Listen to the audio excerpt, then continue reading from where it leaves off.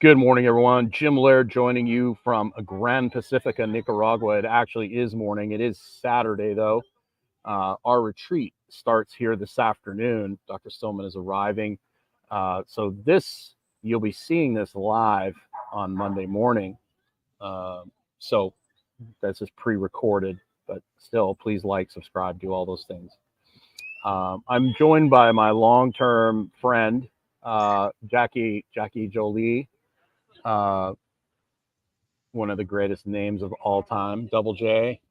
And we are going to talk about the canary in the coal mine, your pet's health, and why it really matters. And your pet is much more sensitive to the environment than you are. So let's take this away, Miss Jolie.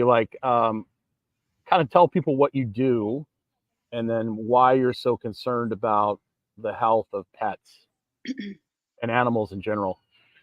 All right. Thanks so much. It's good to be here. I wish I was over there in that sunshine, but thank you for having me anyways. If you're So lucky, yeah, maybe one day.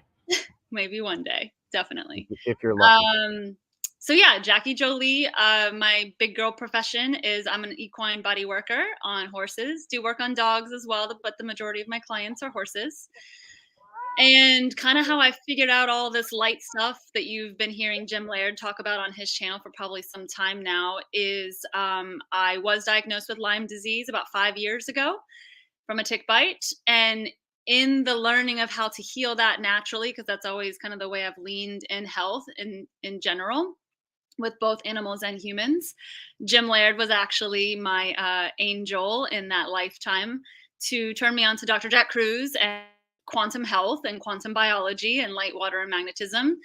And it worked. And I realized how important light life is to your life, a positive one, and how artificial light and living indoors can obviously be detrimental to our health. And it truly is the foundation that is affecting all of our biology as mammals, because humans are mammals and our animals are mammals, right?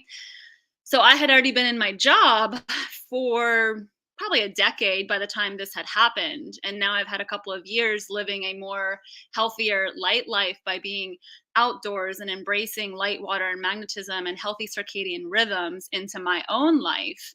And I started looking around at my professional industry of performance horses, our dogs and cats that my clients had, or even my own animals, some, and realized they're also being zoo animals, which is one of Jim Laird's taglines of living indoors more. And we're now starting to see such a big increase of inflammatory diseases and chronic illnesses in our pets. And most people wouldn't think either with horses that they're living, an indoor lifestyle. But on the performance side of things, where I usually work, look at your race horses or saddlebreds or even really any performance horses that are doing jumping, dressage, barrels, western, whatever the discipline might be. The majority of those horses are spending the majority of their day in a stall. They want to be protected and not let them break a leg or go outside and get kicked. They want to protect their coat and make sure it's shiny and that they're gaining good weight. All these different meticulous reasons to kind of helicopter mom, train them and protect them, when really at the end of the day, they are wild animals. And if you look at our wild animal population, um, they don't have a lot of the chronic illness and diseases that we're seeing in humans and modern animals. And so I really started to kind of look around and take the information that I had gotten from quantum biology for humans, even though we're mammals as well, and see that there's such a need on the animal side of things to also try to bring in the information about circadian rhythms and a positive light life for the animals as well. So that's kind of where I initially started to use just my past history of my career and being in that industry and realizing that our pets are needing this information and changes in their lifestyle as well. And it's interesting you talk about horses and them living an indoor lifestyle. And the same thing is true with our children. Mm. Horses, they do not play in the pasture anymore. And I've talked to several horse trainers that I've trained over the years, and they talked about how much more durable the horses were when they were, younger in the 40s and 50s, when the horses were out playing with each other. They're protecting the horse, but all they end up doing is creating a more fragile horse, right? Yes. And that's a really sad thing. And one of the reasons you don't see these diseases in nature has this wonderful recycling protective mechanism. It's called predators, right? And Yes. so if you have an animal in nature that starts to get sick or weak, nature itself takes it out, Yeah. right? Yeah. And then keeps the pack and keeps the herd healthy. Humans are the only animal on earth that keeps the unhealthy alive and allows them to recreate and breed, right? Yes. So, and I know this sounds kind of weird, but it's true. We've got Mhm. people that are barely functioning that are recreating. And, if you look at reptiles, they're even more sensitive to the environment. You were talking about mammals. The reptile has to have that heat lamp, or because he can't create heat himself or herself or itself or whatever. Not to, we'll just offend all the people. Yeah. Um, Do it. burn me upside down. I'm happy to be burned upside down. But reptiles are very sensitive to the environment, the light environment. If they don't have that heat lamp, they die, right? Yeah. And so mammals have that, backup system where they can create their own heat. But you know, if you're in that artificially lit environment all the time, I mean, it your immune system isn't going to work as well. Your circadian rhythm is going to be off, and Yeah. pretty much if your circadian rhythm is destroyed, um, you're done. Like you're screwed. I think that's the most important thing for your health is circadian rhythm.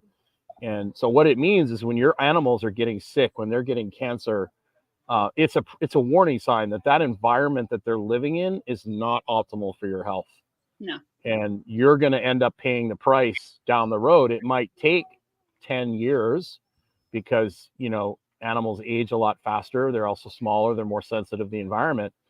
But eventually, you're seeing young kids um, picking up autoimmune diseases at a younger and younger age.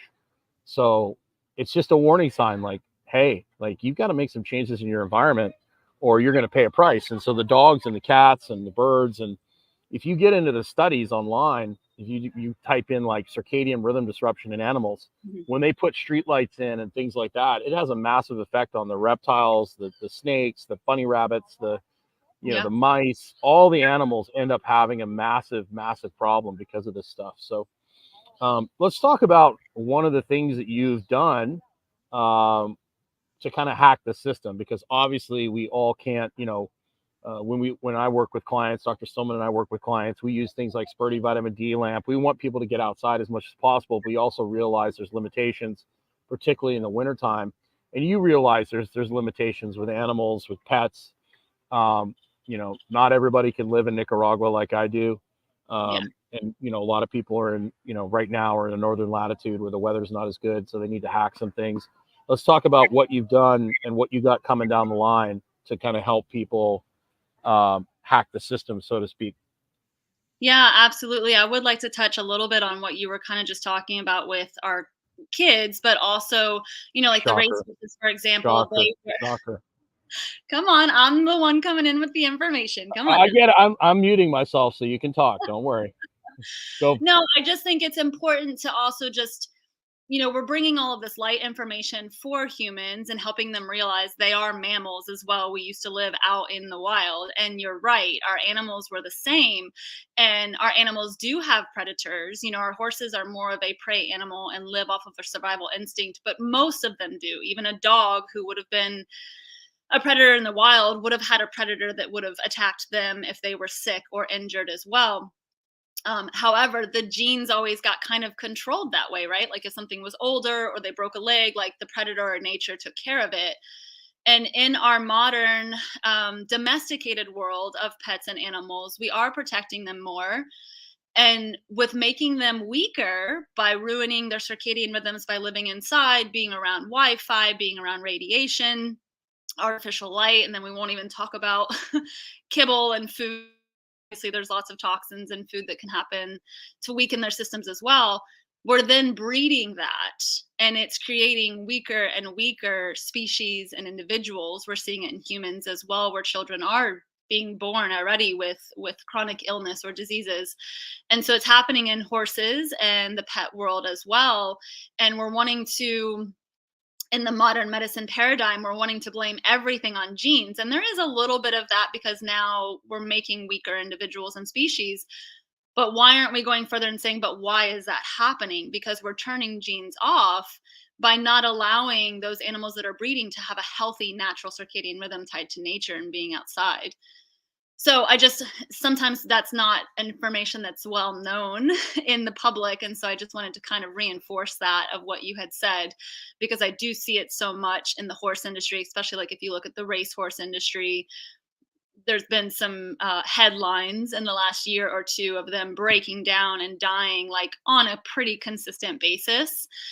It's been something that's been going on for a very long time, and they blame it on a track or a bad step or the genes, when really, if you look at the life of a racehorse, they are inside a 10 by 10 stall 20 hours a day and only come out to work and be told run as fast as you can to one direction, always, not the other direction.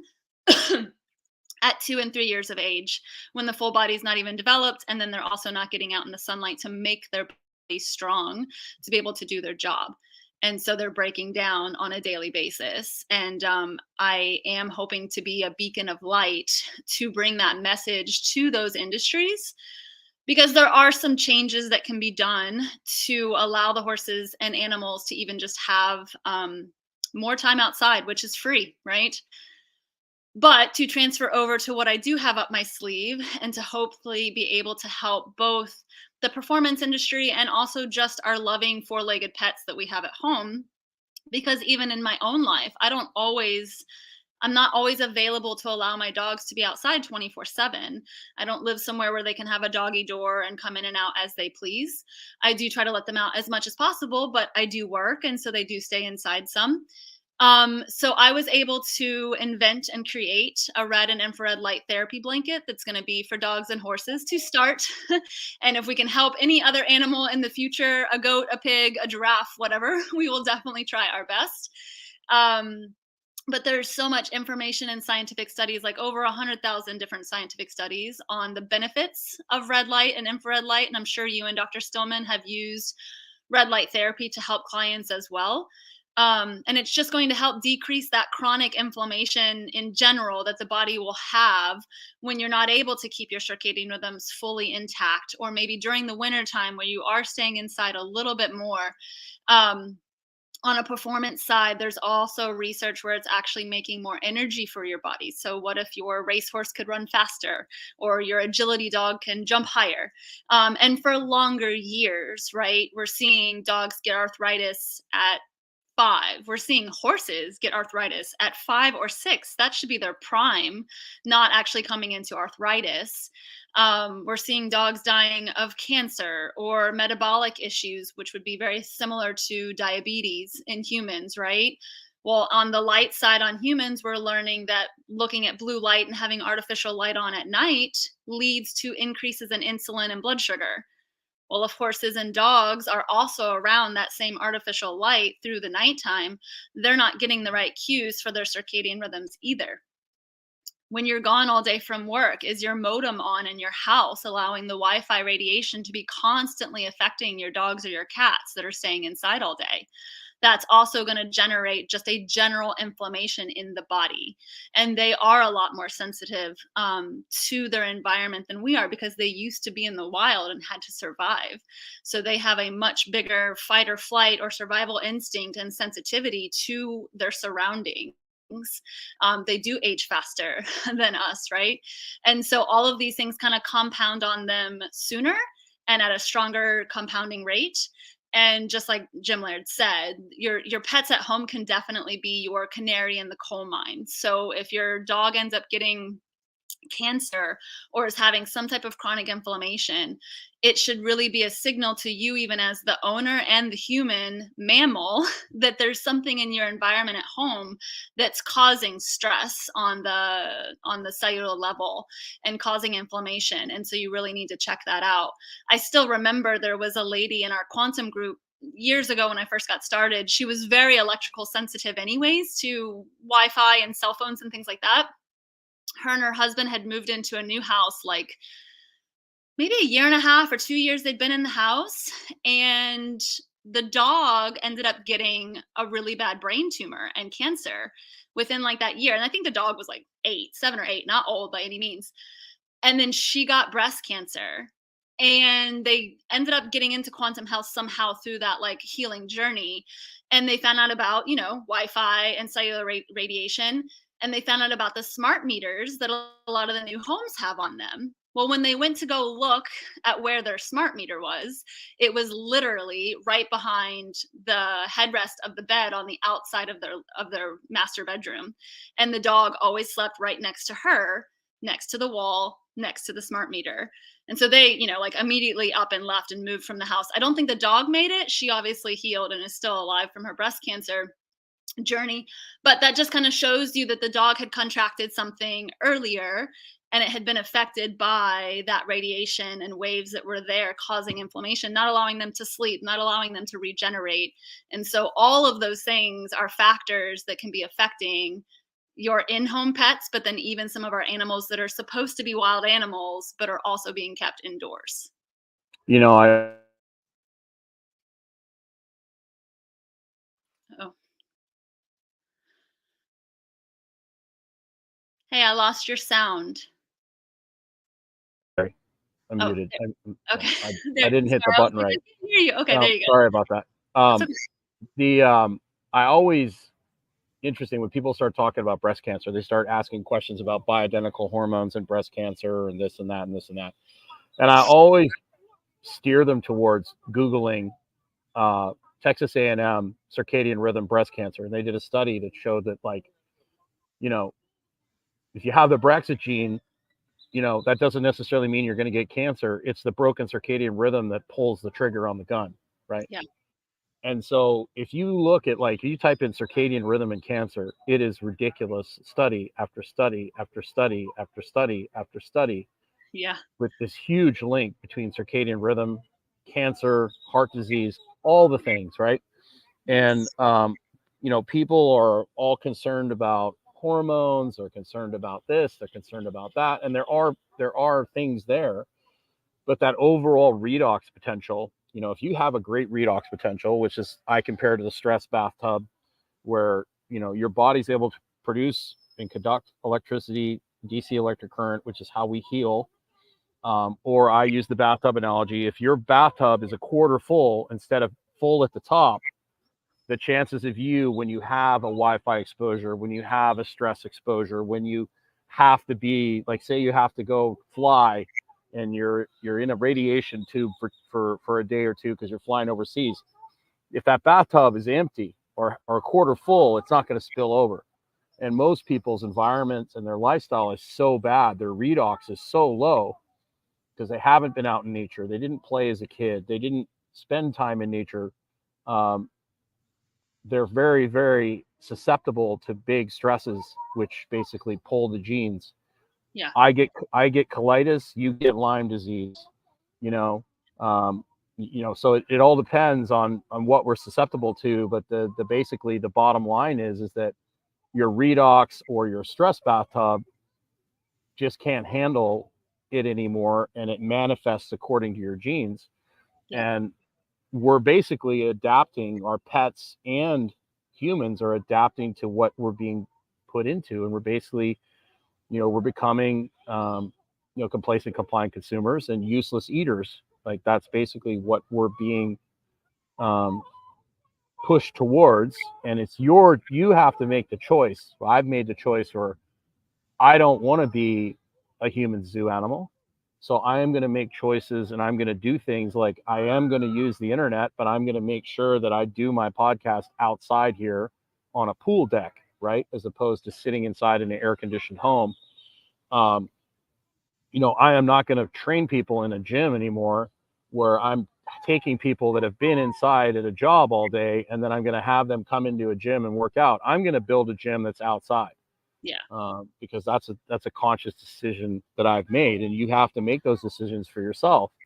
And I do that with my dogs as well, or all the dogs I've owned. I put on, at night I'd have a red light on in the background, but my dog Rommel, as soon as the sun's up, he's laying in that sun, and when he's had enough sun, he goes in the shade, right? So you're going to have to make some conscious choices to whether you want to be a zoo human or a useless eater, or you want to be more authentic human, Yes.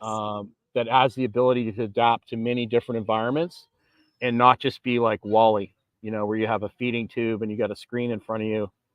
Um, you want to be a highly adaptable human. And the same thing with your animals. You want to have animals that have the ability to, adapt to different environments. They can be in the sun, they can be in the cold. They're Yeah. highly because they play outside, they play with other dogs and animals. They're resilient, and same thing with humans. And that's a choice. Now it's a choice. You Yes. can either go down the comfort road and live, have all your food delivered on Uber Eats, or you can make the conscious decision, like, I'm going to grow my own food, or I'm going to buy from somebody that that grows things more authentically. And so Yeah. these are all things that you're going to have to decide for yourself in the near future. What do you want to live a life um, where everything's on a little microchip in your wrist or in your forehead, or do you want to live a more authentic human life? And these are all decisions you have to make very shortly. And my opinion on this, and I'm sure yours is the same, is always go with nature, because eventually, if you go against nature, man has been trying to defeat nature since the dawn of time, and nature is undefeated. Absolutely. And sometimes So it's so hard because there's my even little rant. in I'll always take your little rants. um, yeah, but even when you sometimes have like a human that's thinking, okay, like I want to do better for myself, I want to eat better, I want to work out, I'm going to go to the gym and do all these things. Sometimes they've completely forgotten about the other animal house, and not to mean like you're humans not thinking about their pets. Of course, we love our pets and we want to do what's best for them too.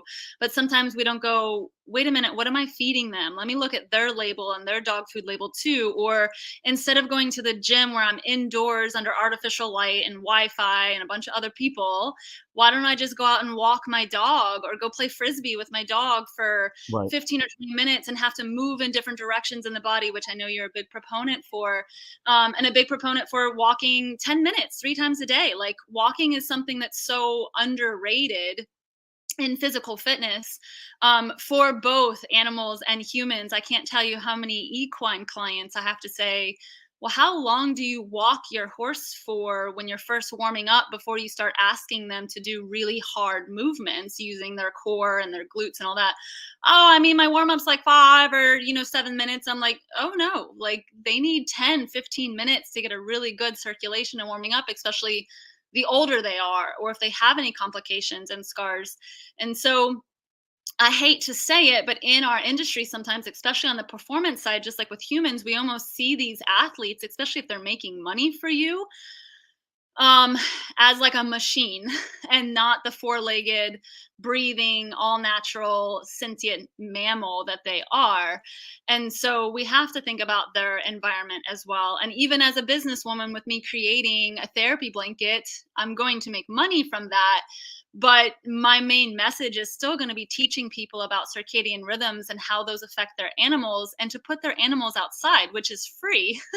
Probably not the best business plan, but I want the education out there for them to learn. But you do still have dogs and horses that, have an accident and they need surgery, or they have a scar, or they have bloat, or, things just happen, obviously, in life. Same thing with us as humans. We can be the most healthiest person in the world, and I can still trip down the stairs in the morning and break my ankle, knock on wood.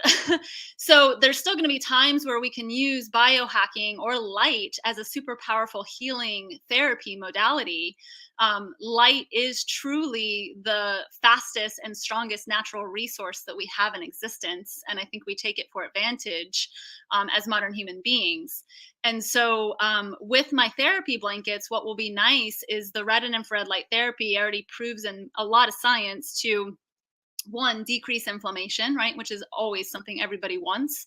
It's also going to be able to hydrate all of your soft tissue and all the way down to the bones. So if you're thinking ligaments, tendons, which musculoskeletal system injuries, as you know, as a performance coach, are always the number one detrimental thing that happens to athletes. So it's the same in my field with animals. Like it's always going to be a soft tissue injury unless they've broken a leg or a rib or something structural. And so the red and infrared light therapy can truly help hydrate that tissue and hydrate that fascia so that it can move better, so then they feel better and they can perform better.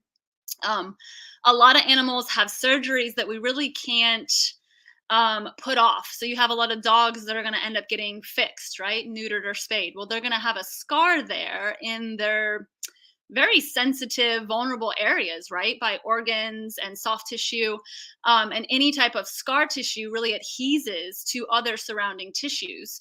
Horses have the same. Your male horses are going to be castrated, balls taken out, if nobody knows what that is. So there's going to be a scar tissue there as well.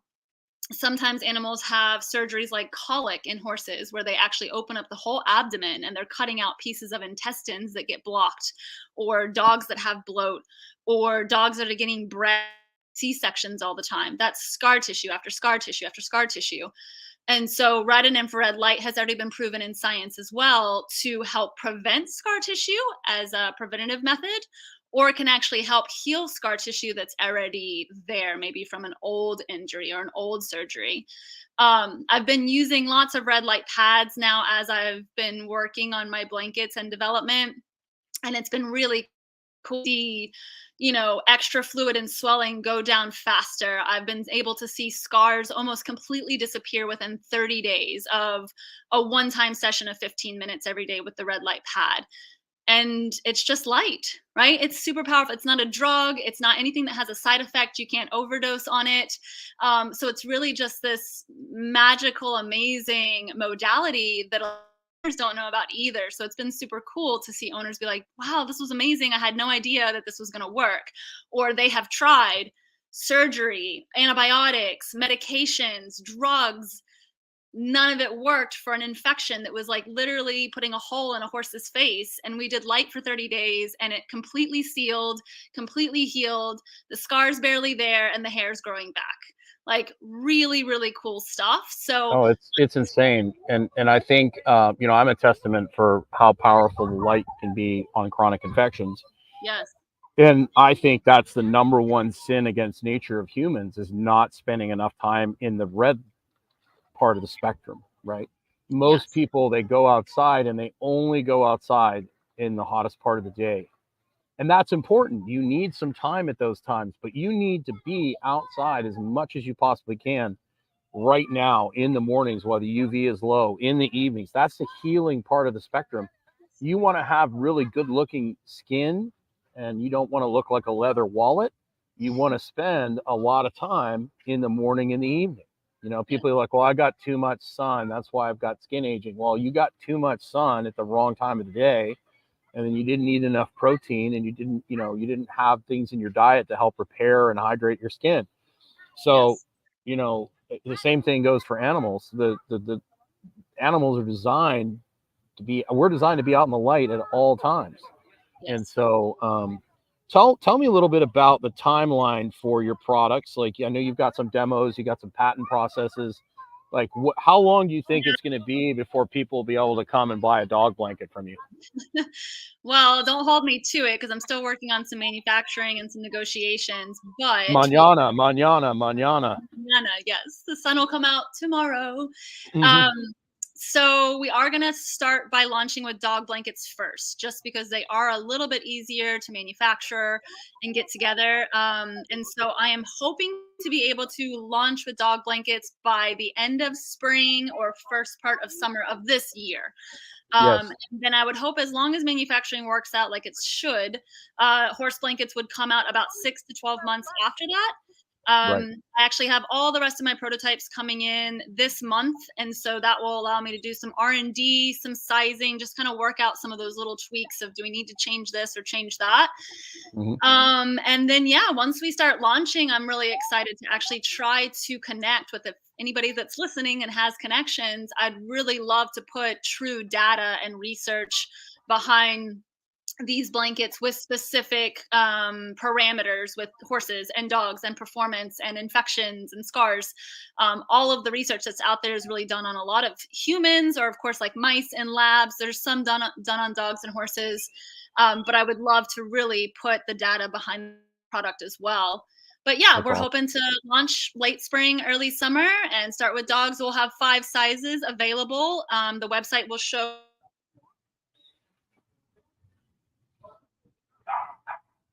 Well, are you still there? Did we freeze?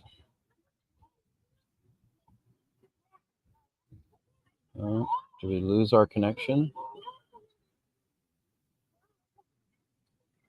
No. I hope we're still going. If you're still with us, I hope we're still going. Miss Jolie has frozen. One of us has frozen. So I'm just going to keep talking. But you can basically go to Jackie Jolie's Instagram and find her Equisole. She also has a website. I'll put all those in the links below. I don't know which one of us froze. Did you freeze? Or did I? So, well, it looks like I lost Miss Jolie. So I will put all of her links. That's really exciting what she's doing. I will put all of her links in the description below. We had a great interview, and all of her links will be available. I'd check it out. I'd go support her. There you are. Hey, there we go. I don't know what happened. I don't know what happened, but I just kept talking. You're very, very far away, so the connection's really hard. Yeah, I get it. I just kept talking. So I basically was telling everyone to go check out all your social media and your website. I'm going to put that all in the description below.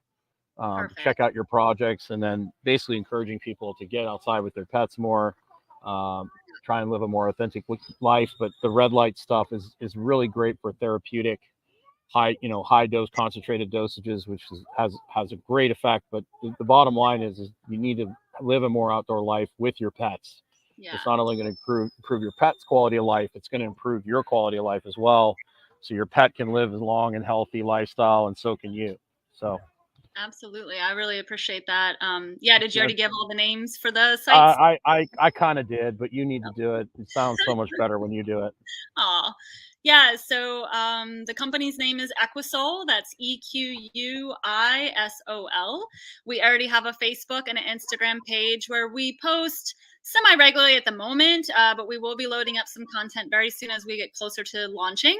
And then the website is equisole.life, L-I-F-E, so equisole.life. You can go there now and enter in your email address, and that way you'll get all emails of like updates. And when we're launching, don't worry, we're not gonna email you like every day or once a week, like only when necessary. I don't think you could do that even if you wanted to. And the website's being built at the moment, so even if you go there, there'll just be a landing page where you can put in your email address. That way you can get notifications when we launch, so that you can get yourself a nice little red and infrared light therapy blanket for your 4-legged loved family member. That's great. Yeah, Jackie Jolie's a little technically challenged. So thanks for joining us today, and make sure you get outside. Hola, amigo. Miss Jolie, thank you for joining us. Make sure you go check out her. I love this. Like this, to me, this is, I know there's a lot of people this really bothers, that there's like interruptions and stuff. But like, I love this. I love the fact that it's authentic. Like every once in a while, we're going to have like a bad connection, or there might be like, I think I had a bird almost fly into me at one point. Like, I think it's great. Like, I think it's much better than the boring, highly produced. I mean, there's people that don't appreciate it, but if you're listening on Spotify or whatever, we do this live, and we appreciate your patience. So Have yourself a great day. Make sure you get outside. Thanks for joining us, Miss Jolie. And I'm sure we'll be hearing from Miss Jolie again, particularly when her product comes out. So yeah, no doubt.